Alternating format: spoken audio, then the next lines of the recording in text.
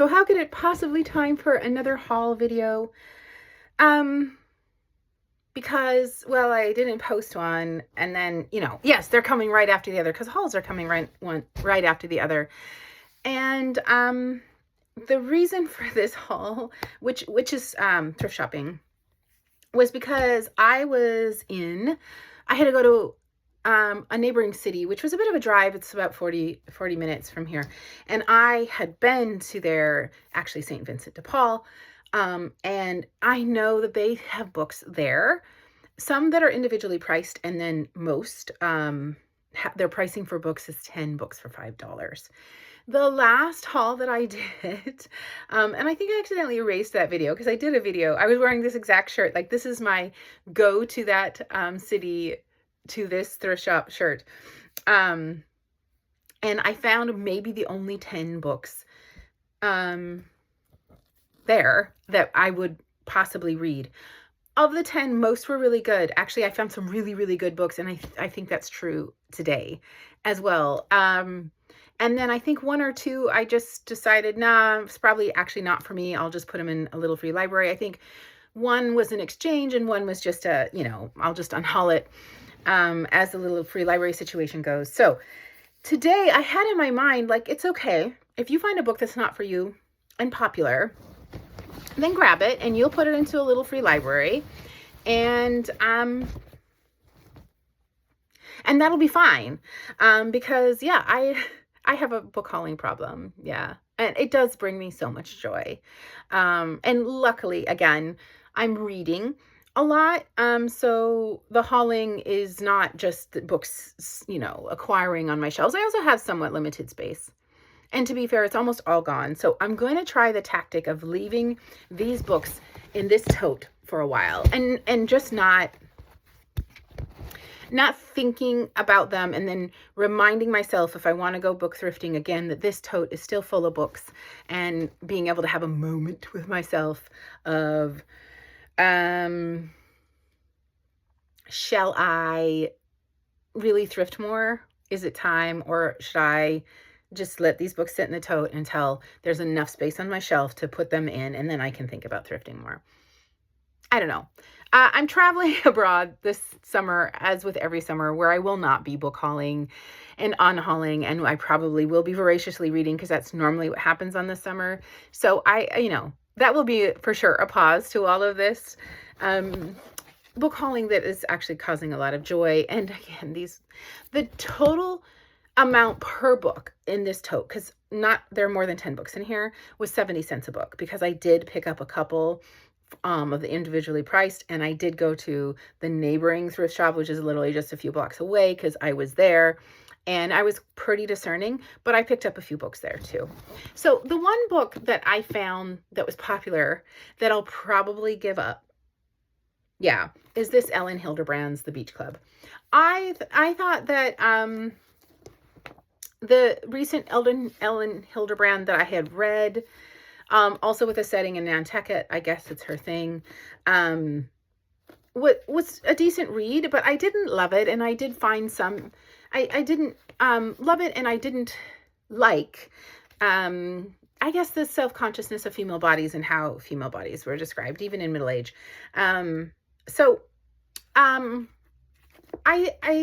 I think I feel pretty good about letting this go, but I don't know. This is probably the one that I'll put into the just unhaul into some little free libraries that are kind of close to main streets, where trendy books probably will go, or trending authors. It's getting close to summer. This looks like a beach book. It absolutely is a beach book. So that's probably what will happen with this. Now, the next several are ones that I thought, when I was getting them, this could happen to that book. I didn't spend a whole lot of time. There's a lot of rummaging you have to do, right? And I didn't spend a whole lot of time looking up the book, as I usually don't during thrifting. But as I become more and more and more well-read, I recognize both books and authors. Books that are mentioned by authors that are mentioned by books, by other authors, etc. This is The Tropic of Cancer, and this book cover was so compelling. I would have pulled it out of a little free library for sure. and taken it and thought, just as I did today, let me find out about it. So I kind of, in my mind, categorized it as I will do a little exploring once I get the book home. And if it's not for me, then I will let it go, even though, come on, I'm sorry. It's just, I love this cover. So this is a classic, and I guess I'm not familiar with it. And I was like, am I really not familiar with it? And I'm just forgetting, because man, memory. And here's the thing about this book. This book was basically banned for 27 years in the US. So already, say less, I'm going to keep a banned book on my shelf until I read it. And then I'm going to give somebody else the opportunity to read a banned book. And I'm generally interested in classics. However, sometimes, for instance, the misogyny of classics doesn't hold its time for me. And I don't love that. But I'm going to absolutely give this one a try. Its original publishing date is 1961, I believe. Yeah. And it's staying on my shelf. The next, maybe give up, but I think not. I honestly think not. I think this is a cute little book that should be easy to get through, and the cover is very compelling, and the author is Taiwanese, and the two girls, protagonists in this book, are Taiwanese. And to the best of my knowledge, I don't have any Taiwanese setting and or authors on my shelf. And, for the sake of diversity, I think I'll hold on to this book, but this was one of the ones that I wasn't sure. And that's Fiona and Jane by Jean Chen Ho. By the way, Tropic of Cancer is by Henry Miller. This as well, when I pulled it off, I was really thinking I'm not going to hold on to any thrillers or even any mysteries, because I have enough, and they're little joyful reads. But I kind of have enough for my palate cleansing or for that genre. But I guess this is a suspense. It's a domestic suspense. It's about sisters. And their names are Penny and Hattie, and they're orphaned. And they live in a small town. And one sister, Penny, she has a brutal and or abusive husband. And I think what happens in this book is sort of what the sisters do to help Penny escape abuse.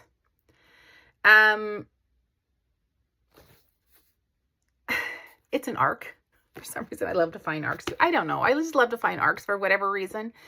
I paid for it. It's not really supposed to be happening. So sorry I mentioned the thrift store, but it is for thrifting. I don't know. I think I'm going to hold on to this. There was something about this that once I read more about it, I'm like, yeah, I'm interested in that premise. Although I believe I have enough, it will fit into the TBR that I have, which is thinking of like books that have the names of family members. We'll see. Okay. This one, upon picking up, I thought, nah, I'm going to just give this up right away. It was funny. I was just talking to my child about it, and I was telling them the setting of this is Wales. And they were like, duh. And I'm like, look, the Welsh girl doesn't necessarily denote that like a Welsh girl could be living anywhere. I don't have any books where the setting is Wales. And when I read the premise, which is just after D-Day, there's like it traces the intersection of disparate lives in war times, with a prisoner of war camp is established near a village. I also really like this sort of exploration of like, there's a prisoner of war camp, so really, really labeled outsiders, maybe even labeled enemies. And in this place, the small town, where small towns are usually insulated, usually a little wary of outsiders. And it's really interesting to see, but also salt of the earth kind of people. So it's always kind of interesting to see what ends up happening in those scenarios. This was longlisted for the Man Booker Prize. I haven't had great luck. But listen, Anne Patchett gave it some props, so I'm going to hold on to it. Okay. I'm going to hold on to this. It's going to stay in my tote. It's going to get put back on my shelf, once I go through a huge reading, and purge, and yeah. And eventually I bet I'll be making a review video. This book called to me from the cover. Again, I was finding 10 books for $5. So, the minute I kind of saw this, I was like, yeah, this will probably be one of my 10 books. This author is Irish, and I liked that too. I have a couple of Irish authors on my shelf, but I definitely like to give Irish, Welsh authors, chances, since I have very many, many, many, many American authors on my shelf, right? It says, this is sort of like the little blurb. Room is a tale at once shocking, riveting, exhilarating, a story of unconquerable love in harrowing circumstances, and of the diamond hand bond between mother and her child. This is going to be heavy. This is going to be a heavy read. I'm going to need a lighter read, perhaps after that. And perhaps that lighter read will be, yay, the Dirty Girls Social Club. Okay. If you've watched any of my videos, you've heard the video of me loving Elisa Valdez Rodriguez's, oh my gosh, mind blank, because I'm sitting here looking at the Dirty Girls Social Club. Anyway, I loved the book that I read by her, similar cover, and I was so happy to find this. I was so happy to find this, period.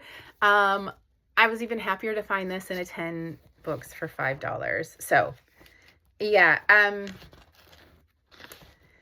it's going to be sad that this is going to be sitting in a tote for a while, but, it would definitely fit into rereading authors I've already read. This is a beautiful, well-kept, good condition, hardback, and it is A Net for Small Fishes by Lucy Jago.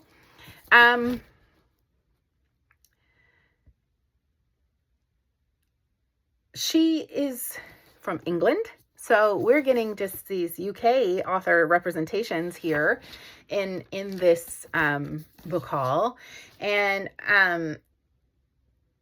this is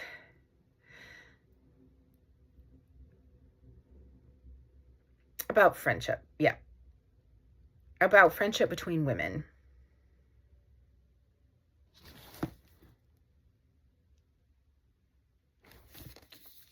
I can't tell you much more about that. I knew when I hauled this book, I'm kind of leaning more towards hardbacks, as I told you lately, and this is a beautiful hardback in great condition, and it went right into my little cart for, knowing that for 10 books for $5, it was probably under great consideration. 2021 is the published date.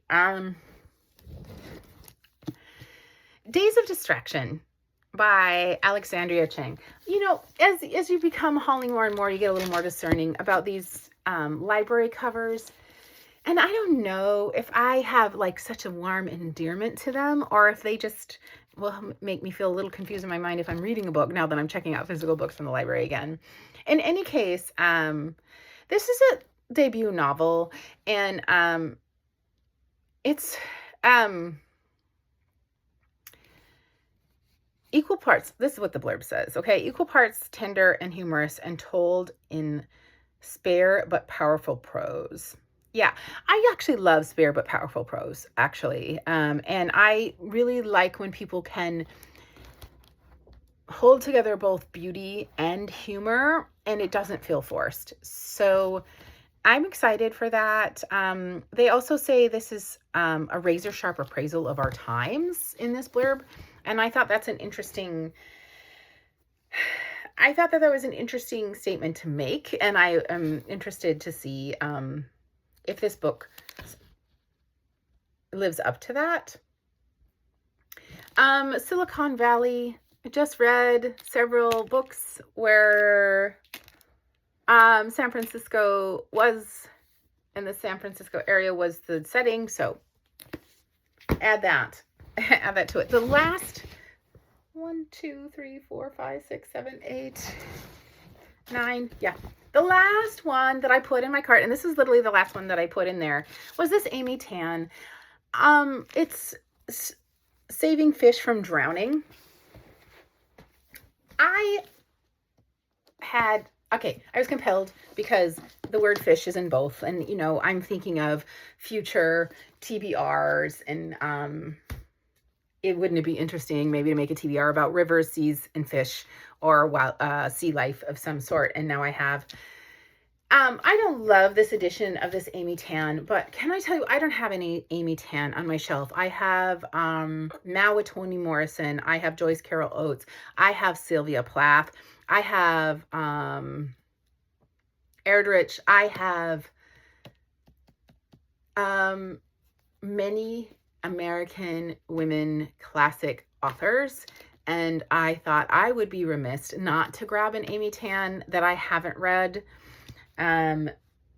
If I came across one, and there I did. I came across one that had some kind of connection. I like to make connections, and it's, again, like I said, not necessarily my favorite edition. It's not my, I haven't seen multiple editions. This book cover, or this book, didn't call to me. That being said, I know, I'm well familiar with Amy Tan. I read her a lot in the 90s. And this book was in the pile of 10 books for, 10 books for $5. Published date 2003. Super excited. I literally might just do one of the, let's just read these almost like the hard-hitting American, multiple published amazing books, American authors, and then Amy women, and Amy Tan will be in it. The next set of books came either from the Goodwill or from the individually priced books, and it was interesting that I found more selection actually in I'm going to say discount, or the 10 for $5 than in the kind of actual large individually priced and sort of the large selection at the neighboring Goodwill. This is Michael Chabon's, the Yiddish Policemen's Union. I am so compelled by this book design, and I also hope, I read inside the name of the artist, but I hope that they are in fact Indigenous and they're not appropriating this Indigenous art. As the setting of this book is Sitka, Alaska, and it is a great story kind of following refugees from the Holocaust.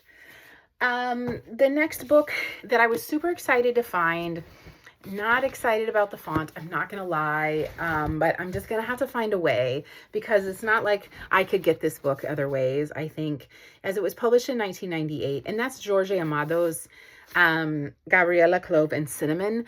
I've read bare minimum Donna Flor and Her Two Husbands, and a couple other works by Jorge Amado, I think at least one of which in the Portuguese language. I don't have any Brazilian authors on my shelf right now. So again, just to always just know in my heart that I have a lot of diversity on my shelf. I was excited to find Jorge Amado, an author like Amy Tan, who I'm familiar with, read in the 90s, and who can be one of, I hope, of more Brazilian authorship representation on my shelf. The next book was How to Pronounce Knife. And I don't know how to pronounce this person's name. And instead of slaughtering it, I'm not going to say it. And I know that's cowardice of me. But I commit to, before I do a book review, figuring out or, learning how to pronounce this name. This is a short story. I had feelings about short stories. I've talked about them before. I started right now a short story book. It's in my upcoming TBR. I'm enjoying it. I've decided to just get over it. You're actually into short stories. And this is a little book as well. And I really, really liked the premise. A young girl brings home a book from school and asks her father how to pronounce a tricky word. A simple exchange with unforgettable consequences. I just have it in my heart and in my mind that this is that this is going to be a worthwhile book for me, that I'm going to like it. This author, whose name I'm going to learn how to pronounce, was born in a Lao refugee camp in Thailand. And she's an award-winning author of books of poetry and her fiction. So, Asian American Pacific Islander Heritage Month is coming up. I know I don't have any Lao authors on my shelf. So this one actually might get shelved or might be put on the top, because that's coming up in a couple of weeks. And I know that my ensuing TBR will be reading authors across the very large and very diverse continent of Asia. So next, The Age of Miracles, which is a coming of age sci-fi, and I love coming of age. I don't have very much sci-fi. It was short-ish, so I was willing to give it a chance.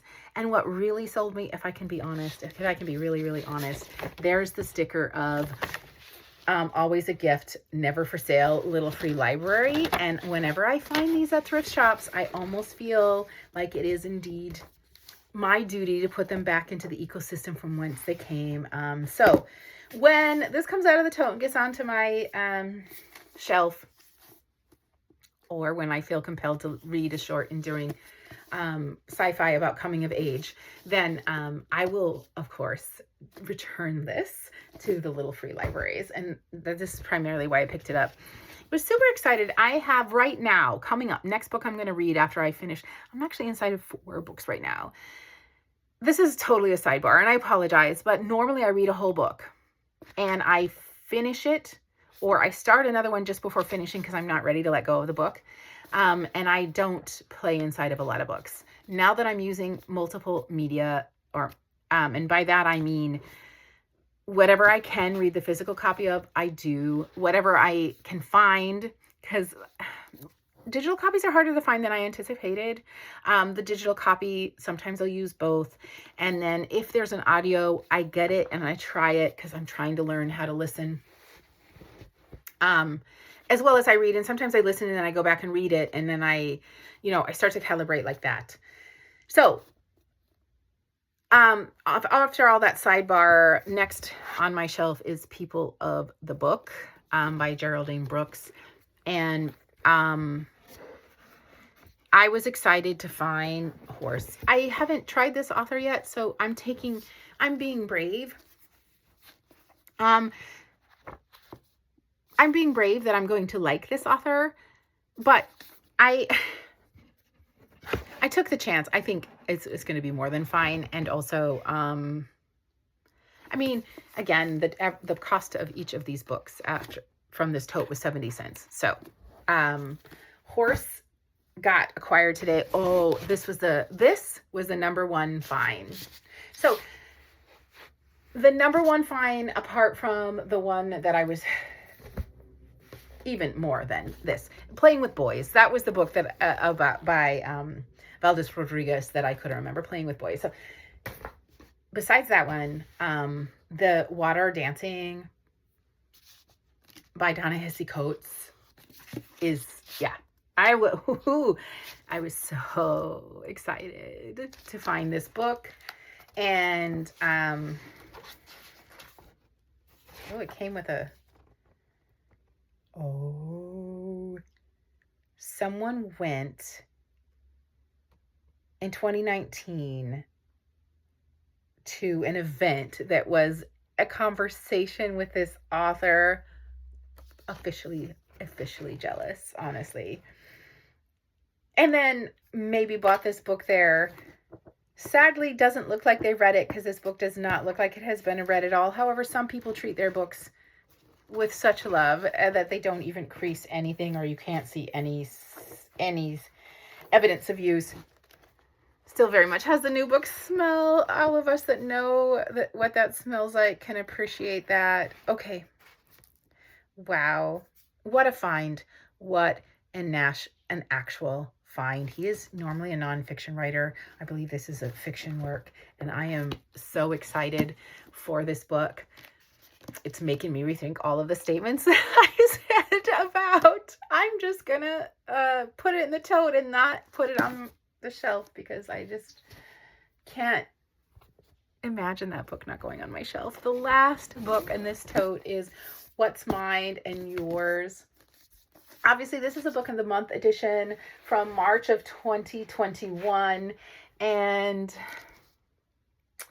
this book also had said sticker in it, so we know I needed to. There were actually two side by side, and I don't know why I thought to look at both. So the first one I pulled didn't have that sticker. It's not a sticker. That stamp. The next one did, and I said, all right, that's it. You're mine, because I need to put you back into the ecosystem. And the premise about this is in North Carolina, when students from a predominantly Black neighborhood or side of town get shipped into to white high schools, predominantly white high schools. And it looks at a friendship, and it looks at integration very intimately. And I'm just going to read again the little blurb at the bottom, which is, as love is built and lost and the past never too far behind, what's mine and yours is an expansive, vibrant tapestry that moves between the years, from the foothills of North Carolina to Atlanta to Los Angeles to Paris.